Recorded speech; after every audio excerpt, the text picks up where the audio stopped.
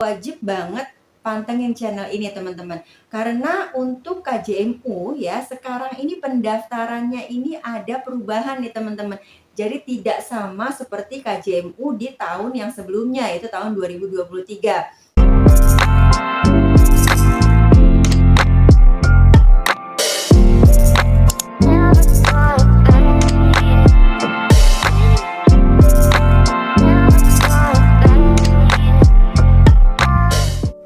Assalamualaikum warahmatullahi wabarakatuh. Welcome back to Umiras Channel. Apa kabar nih teman-teman semua?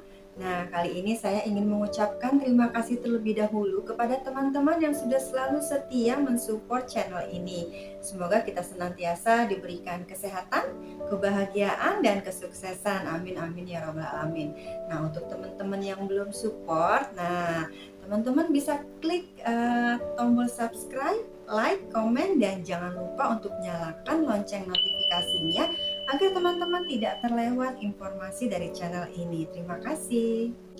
Teman-teman yang sekarang sedang berkuliah di semester 1 atau 4 atau yang baru mau kuliah nih, pengen nggak sih dapat bantuan dana untuk biaya kuliah? Nah, pasti pengen dong. Nah, teman-teman, kali ini kita akan bahas satu topik yang insya Allah akan sangat berguna banget nih buat teman-teman, yaitu kita akan membahas program bantuan dana bagi teman-teman yang berkuliah atau mau kuliah nih teman-teman. Nah, jadi untuk teman-teman yang semester 1 sampai dengan 4 atau yang tahun ini baru mau lulus nih, nggak salah lagi untuk mantengin channel ini nih teman-teman, dan jangan lupa subscribe dan nyalakan lonceng notifikasinya ya, jadi agar teman-teman tidak terlewatkan update terbaru dari channel ini. Oke? Teman-teman, dana bantuan pendidikan dari pemerintah untuk teman-teman yang berkuliah atau yang mau kuliah itu apa aja sih? Nah, mungkin teman-teman pernah mendengar istilah KIP, atau mungkin teman-teman juga pernah mendengar istilah KJMU.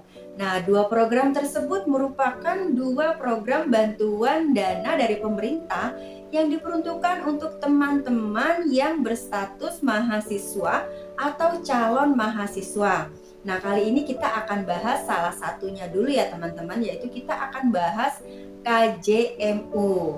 Nah, buat teman-teman yang sekarang sedang berstatus mahasiswa semester 1 sampai dengan 4 atau yang tahun ini nih, tahun 2024 ini nih baru akan lulus dari SMA atau SMK. Nah, teman-teman wajib nonton video ini sampai dengan selesai, jangan di skip biar teman-teman gak gagal paham. Karena untuk pendaftaran KJMU di tahun 2024 ini mengalami perubahan sistem pendaftaran. Jadi teman-teman jangan sampai kelewat informasi di channel ini ya. Nah, perbedaannya tuh apa sih teman-teman kalau di tahun yang sebelumnya ya, tahun 2023 ke belakang, teman-teman yang mahasiswa atau calon mahasiswa yang ingin mendaftar KJMU, itu teman-teman daftar melalui sekolah asal kan. Jadi teman-teman itu membawa berkas yang dibutuhkan untuk pendaftaran, teman-teman bawa ke sekolah asal teman-teman, ke SMA teman-teman atau ke SMK teman-teman. Kemudian akan didaftarkan melalui operator sekolah. Nah, tahun ini di tahun 2024 ini ada perubahan sistem teman-teman. Jadi di tahap pertama teman-teman itu harus daftar online terlebih dahulu. Oke? Nah, untuk lebih lanjutnya kita akan bahas nanti ya teman-teman. Nah, sekarang kita akan bahas dulu apa sih persyaratan umum buat teman-teman biar bisa daftar KJMU. Nah, khususnya buat calon mahasiswa nih yang baru mau daftar KJMU ya teman-teman. Nah, persyaratan utama teman-teman agar bisa mendaftar KJMU yang pertama adalah teman-teman itu berdomisili, ber-KTP, dan memiliki kartu keluarga DKI Jakarta. Jadi teman-teman itu tinggalnya di DKI Jakarta, kemudian KTP dan kartu keluarga teman-teman itu DKI Jakarta. Jadi kalau teman-teman non DKI Jakarta, KTP dan KK-nya, maka teman-teman tidak bisa mendaftar KJMU. Kemudian yang kedua teman-teman itu harus atau wajib terdaftar di DTKS. Nah, mungkin teman-teman sudah pernah dengar apa itu DTKS atau ada yang belum pernah dengar? Nah, DTKS itu singkatan dari Data Terpadu Kesejahteraan Sosial. Nah, jadi kalau teman-teman ingin mendapatkan bantuan dari pemerintah, bantuan apapun itu ya teman-teman, bantuan sosial dari pemerintah, nah teman-teman itu harus terdaftar di DTKS. Nah, jadi kalau teman-teman tidak terdaftar atau belum terdaftar di DTKS, maka teman-teman tidak bisa mengajukan untuk mendapatkan bantuan dari pemerintah. Nah, buat teman-teman yang belum tahu statusnya nih apakah sudah terdaftar atau belum di DTKS, nah teman-teman bisa cek secara online ya teman-teman. Nah, jadi nanti teman-teman bisa cek di Siladu, nanti teman-teman masukkan nik teman-teman, nah nanti akan keluar statusnya apakah teman-teman itu sudah terdaftar atau belum di DTKS. Nah, kalau misalnya teman-teman belum terdaftar di DTKS, maka teman-teman tidak bisa mendaftar KJMU ya teman-teman. Nah, gimana cara daftar DTKS-nya? Nanti kita akan bahas di video selanjutnya. Oke, jadi kalau teman-teman statusnya belum terdaftar di DTKS, teman-teman jangan memaksakan diri untuk datang ke sekolah untuk tetap mendaftar ya teman-teman, karena itu nggak bisa. Nah, untuk persyaratan yang ketiga adalah teman-teman tidak terdaftar di dana bantuan lain yang dibiayai oleh APBN dan APBD. Jadi kalau misalnya teman-teman sudah mendapatkan KIP, nah di awal kan saya ada menyebutkan KIP ya teman-teman. Nah, teman-teman tidak bisa lagi mendaftar KJMU. Dan sebaliknya, kalau teman-teman sudah mendapatkan KJMU, maka teman-teman tidak bisa mendaftar untuk mendapatkan KIP. Jadi cuma bisa salah satu ya teman-teman, nggak bisa dua-duanya. Berapa sih besaran bantuan yang bisa teman-teman terima? Nah, untuk KJMU per semester teman-teman bisa terima 9 juta ya teman-teman. Nah, dananya ini diperuntukkan untuk biaya penyelenggaraan pendidikan dan biaya pendukung personal. Nah, ini lumayan membantu ya teman-teman, per semester 9 juta. Lumayan membantu nih buat teman-teman. Nah, teman-teman tadi kita sudah membahas tentang persyaratan umum calon penerima KJMU. Nah, sekarang kita akan bahas mengenai kriteria khusus untuk calon mahasiswa atau mahasiswa calon penerima KJMU. Nah, pertama kita akan bahas dulu untuk calon mahasiswa nih. Ya, jadi persyaratan yang pertama adalah teman-teman dinyatakan lulus dari pendidikan menengah pada satuan pendidikan negeri atau swasta di DKI Jakarta paling lama 3 tahun sebelumnya. Nah, sekarang kan tahun 2024 ya teman-teman, maka paling lama teman-teman itu berarti harus lulusan tahun 2021 ya teman-teman, karena 3 tahun sebelumnya paling lama. Jadi kalau teman-teman lulusnya tahun 2020, maka teman-teman itu tidak bisa mendaftarkan KJMU teman-teman ya. Kemudian persyaratan yang kedua adalah teman-teman dinyatakan lulus pada PTN jalur reguler di bawah naungan Kemendikbudristek dan Kemenak. Nah, jadi kalau teman-teman sudah dinyatakan lulus ya di PTN yang teman-teman daftarkan, nah teman-teman itu bisa daftar KJMU. Jadi kalau misalnya belum statusnya belum lulus, teman-teman belum bisa daftar gitu ya. Nah, untuk kriteria khusus yang ketiga, teman-teman dinyatakan lulus pada PTS jalur reguler terakreditasi A atau unggul dan program studi terakreditasi A atau unggul di DKI Jakarta. Nah, jadi teman-teman kalau teman-teman belum dinyatakan sebagai mahasiswa di PTN atau PTS yang terakreditasi A, maka teman-teman belum bisa mendaftar KJMU. Jadi jangan ngotot nih belum terdaftar di PTN atau PTS, teman-teman ngotot pengen daftar. Itu nggak bisa. Jadi persyaratan khususnya teman-teman harus sudah terdaftar terlebih dahulu, ya. Nah, terakreditasi A itu maksudnya apa? Nah, teman-teman bisa mendaftar KJMU yang kampusnya itu akreditasinya sudah A ya teman-teman. Nah, kemudian tadi di poin ketiga dinyatakan bahwa lulus pada PTS jalur reguler. Nah, berarti kalau teman-teman itu kuliahnya kelas karyawan, maka teman-teman tidak bisa mendaftar KJMU. Jadi KJMU itu hanya bisa bagi teman-teman yang kelas reguler saja, oke? Kemudian kriteria khusus untuk yang mahasiswa nih ya. Nah, yang pertama adalah kriteria khususnya teman-teman dinyatakan lulus dari pendidikan menengah pada satuan pendidikan negeri atau swasta di DKI Jakarta paling lama 3 tahun sebelumnya. Nah, ini persyaratannya sama nih seperti teman-teman yang calon mahasiswa nih. Nah, kemudian persyaratan yang kedua adalah dinyatakan lulus pada PTN jalur reguler di bawah naungan Kemendikbudristek dan Kemenak. Oke, nah ini cukup jelas ya teman-teman.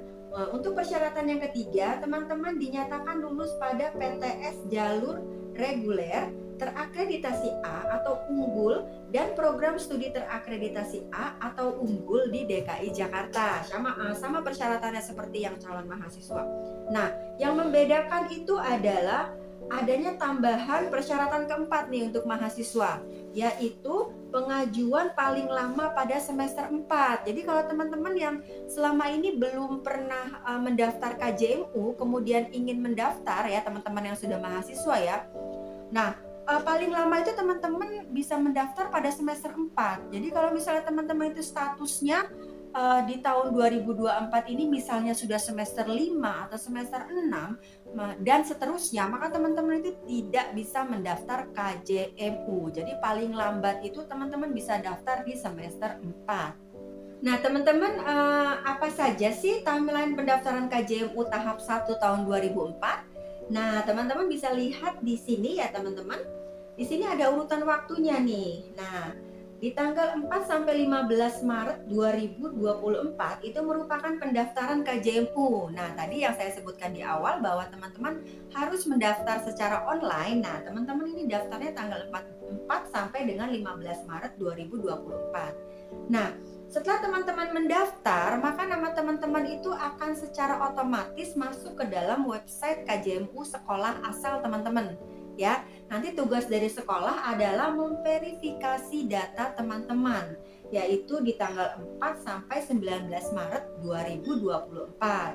Nah, setelah itu, setelah sekolah memverifikasi, nanti kemudian perguruan tinggi yang bersangkutan nih di tempat teman-teman ini berkuliah, itu juga akan melakukan verifikasi pada tanggal 4 sampai dengan 25 Maret 2024. Nah, setelah melampaui tahap yang ketiga, yaitu verifikasi dari perguruan tinggi, maka teman-teman harus menunggu verifikasi selanjutnya dari Dinas Pendidikan yang akan berlangsung dari tanggal 26 sampai 28 Maret 2024.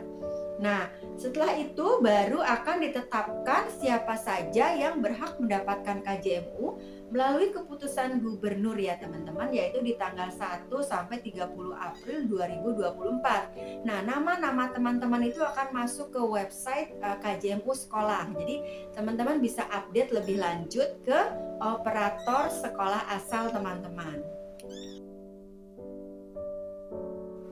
Nah, sekarang kita akan bahas gimana sih cara pendaftaran KJMU tahap 1 tahun 2024. Nah, pantengin nih teman-teman ya, jangan sampai ke skip nih. Oke, step yang pertama itu teman-teman harus melakukan pendaftaran online melalui laman p4op.jakarta.go.id/KJMU ya teman-teman. Nah, teman-teman itu bisa mendaftar mulai dari tanggal 4 sampai 15 Maret 2024. Oke, nah step yang kedua, teman-teman harus mengupload kelengkapan dokumen usulan, yaitu yang pertama surat permohonan kepada gubernur, yang kedua scan kartu mahasiswa atau surat keterangan sebagai mahasiswa dari perguruan tinggi, kemudian yang ketiga scan kartu keluarga, yang keempat scan KTP, dan yang kelima scan kartu hasil studi. Nah, ini khusus bagi pendaftar lanjutan KJMU ya teman-teman. Nah, itu step yang kedua. Nah, surat-suratnya ini teman-teman bisa dapat dari mana nih? Dari surat permohonan gubernur dan lain-lain. Teman-teman itu bisa download di p4op.jakarta.go.id/KJMU ya teman-teman. Atau teman-teman juga bisa minta formnya melalui sekolah asal teman-teman ya. Kemudian untuk step yang ketiga adalah teman-teman harus mengupload surat pernyataan di atas materai yang menyatakan teman-teman itu adalah warga DKI Jakarta dan anggota dalam satu kartu keluarga, tidak ada yang berstatus sebagai ASN ya. ASN itu PNS atau P3K itu juga tidak bisa. Kemudian yang kedua TNI atau Polri. Yang ketiga anggota MPR, anggota DPR, DPD, DPRD provinsi, anggota DPRD kabupaten atau kota, pegawai tetap BUMN ataupun pegawai tetap BUMD. Nah, kalau misalnya ada anggota keluarga yang berstatus seperti yang sudah saya sebutkan tadi, maka teman-teman tidak bisa mendaftar KJMU. Nah, kemudian untuk step yang keempat adalah teman-teman harus mengupload surat pernyataan di atas materai yang menyatakan bahwa orang tua atau wali tidak memiliki kendaraan roda 4 atau mobil atau tidak memiliki aset berupa tanah atau bangunan dengan nilai NJOP di atas 1 miliar serta keluarga tidak mengkonsumsi air kemasan bermerek paling sedikit 19 liter. Nah, kemudian untuk step yang terakhir nih teman-teman, step yang kelima. Nah, teman-teman harus mengupload surat pernyataan di atas materai yang menyatakan bahwa saat ini tidak sedang menerima beasiswa atau bantuan pendidikan lain yang bersumber dari APBN dan atau APBD. Teman-teman, ada beberapa poin yang harus teman-teman perhatikan agar KJMU teman-teman itu tidak tertarik atau tidak dihentikan, ya. Nah, ada beberapa poin nih teman-teman, poin larangan penerima KJMU. Nah, yang pertama adalah kalau misalnya teman-teman berhenti atas permintaan sendiri sebagai mahasiswa, maka teman-teman secara otomatis itu tidak akan menerima KJMU lagi. Kemudian yang kedua, jika teman-teman cuti akademik, ya. Yang ketiga, apabila teman-teman melalaikan dan atau dengan sengaja memperpanjang waktu pendidikan. Jadi misalnya nih biar dapat KJMU terus dilamain lulusnya gitu, kuliahnya dilamain. Nah, itu secara otomatis nanti malahan KJMU teman-teman itu akan terhenti. Nah, poin yang keempat adalah teman-teman melanggar kewajiban dan larangan yang berlaku di PTN atau PTS. Jadi kalau teman-teman melanggar hal tersebut, maka PTN atau PTS itu berhak memberikan rekomendasi kepada dinas sosial untuk memblokir KJMU teman-teman ya, atau menghentikan dana KJMU teman-teman. Nah, poin yang kelima adalah teman-teman pindah dari program pendidikan yang telah dipilih. Jadi kalau misalnya sebelumnya teman-teman itu programnya itu misalnya program arsitek, mungkin kemudian pindah ke manajemen, nah itu secara otomatis maka KJMU-nya itu akan terhenti.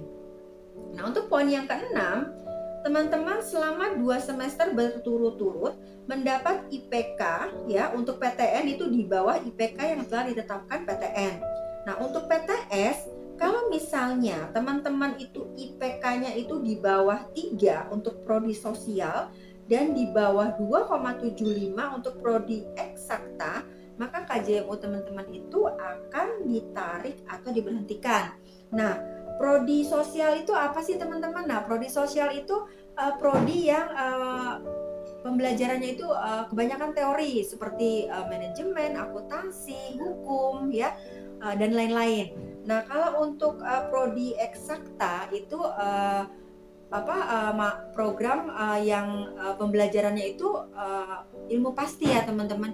Kayak contoh prodi matematika, kemudian prodi kedokteran, kemudian prodi arsitek ya. Nah, itu IPK-nya itu minimal 2,75. Nah, poin yang ketujuh adalah teman-teman menerima bantuan biaya personal pemerintah lainnya, baik pemerintah pusat maupun pemerintah daerah. Jadi kalau teman-teman mendapat bantuan dari